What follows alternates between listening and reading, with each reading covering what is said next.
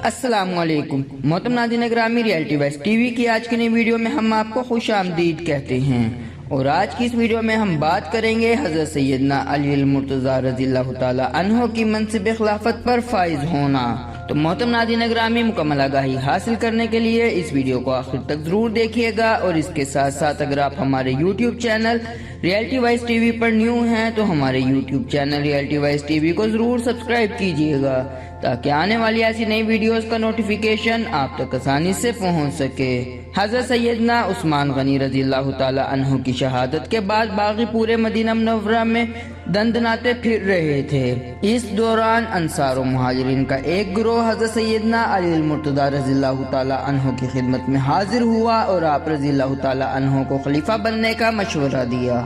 حضرت سیدنا علی المرتضیٰ رضی اللہ تعالی عنہ نے خلیفہ بننے سے انکار کر دیا۔ اس دوران حضرت طلحہ بن عبید اللہ، حضرت زبیر بن العوام، حضرت عبداللہ بن عمر اور حضرت سعد بن ابی وقاص کو خلیفہ بننے کی بھی پیشکش کی گئی، لیکن ان حضرات نے بھی خلیفہ بننے سے انکار کر دیا۔ جب ان اکابر صحابہ کرام میں سے کوئی بھی منصب خلافت پر بیٹھنے کو تیار نہ ہوا تو باغی پریشان ہو گئے۔ معاملات اب ان کے ہاتھ سے نکلتے جا رہے تھے، اور حضرت سیدنا عثمان غنی کو شہید کر کے وہ جو سنگین غلطی کر چکے تھے اس کا خمیازہ اب ساری قوم کو بھگتنے والے تھے۔ ان باغیوں میں اکثریت مصریوں کی تھی۔ انہوں نے اہل مدینہ کو مخاطب کرتے ہوئے اعلان کیا کہ تم 2 دن کے اندر اپنا خلیفہ نامزد کر لو، کیونکہ تمہارا حکم امت محمدیہ صلی اللہ علیہ وآلہ وسلم پر نافذ العمل ہے۔ ہم اس خلیفہ کی بیعت کر کے واپس چلے جائیں، ورنہ ہم تمام اکابر صحابہ کرام کو نعوذ باللہ قتل کر دیں گے۔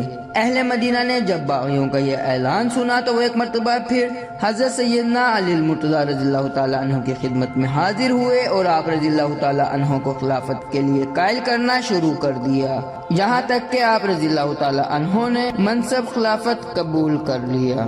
تو محترم ناظرین گرامی، ریئلٹی وائس ٹی وی کی آج کی اس ویڈیو میں صرف اتنا ہی۔